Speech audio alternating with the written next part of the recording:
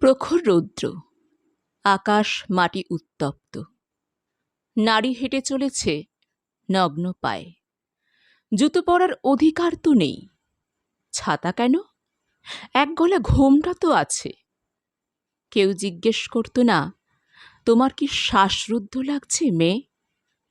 অসাবধানে ঘোমটাটা সরে গেলে কোনো প্রবীণ হাত সযত্নে সেটিকে তুলে দিত মাথায়।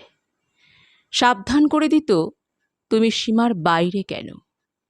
নারী ছিল শুধুই শরীর, বাঁচত পুরুষের প্রয়োজন হয়ে।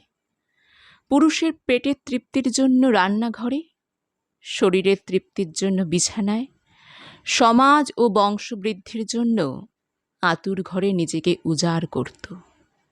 তারপর পুরুষের অন্তিম সময়ে তার ব্যবহারের বালিশ বিছানার সঙ্গে পুড়িয়ে দেওয়া হতো তার ব্যবহারের নারীটিকে। তারপর এক মহাপুরুষ তার কালো ছাতাটির তলায় আশ্রয় দিল নারীকে, দিল বর্ণের পরিচয়। নারী শিক্ষিত হয়ে বুঝতে পারল, সমাজের সে অর্ধেক অংশ, সে তুচ্ছ নয়। নারী তখন স্বাদ পেয়েছে শিক্ষা নামক অমৃত সুধার। সে ঘোমটা সরিয়েছে। সে আর শরীর হয়ে বাঁচতে চায় না।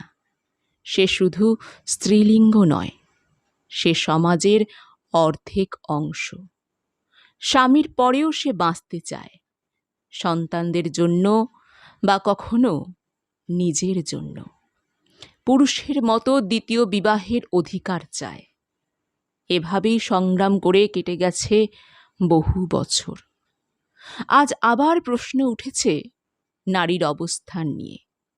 নারী কতটা এগিয়ে গেল শিক্ষিত হয়ে? নারী এগিয়েছে, সত্যিই এগিয়েছে। সে সংকোচ না করে নিজের মুখে বলতে পারে, আমি ধর্ষিত হয়েছি, যৌন লাঞ্ছনার শিকার হয়েছি। এক নারীর প্রতিবাদে হাজার নারী সারা রাত জুড়ে রাস্তা দখল করে স্লোগান তোলে। নারী আধুনিকতার ছোঁয়া পেয়ে কখনো অস্বীকার করেনি পুরুষের ভূমিকা। শুধু দাবি করেছে, এই দিন রাত, আলো অন্ধকার, ভালো মন্দ, সুখ দুঃখ, সব কিছুতেই আমাকে পাশে সমান অধিকার দাও। আর নারীকে বর্ণের পরিচয় দিয়ে যে মহামানুষ শরীর থেকে স্লোগান করে তুলেছেন, তিনি আমাদের ঈশ্বর, ঈশ্বরচন্দ্র বিদ্যাসাগর।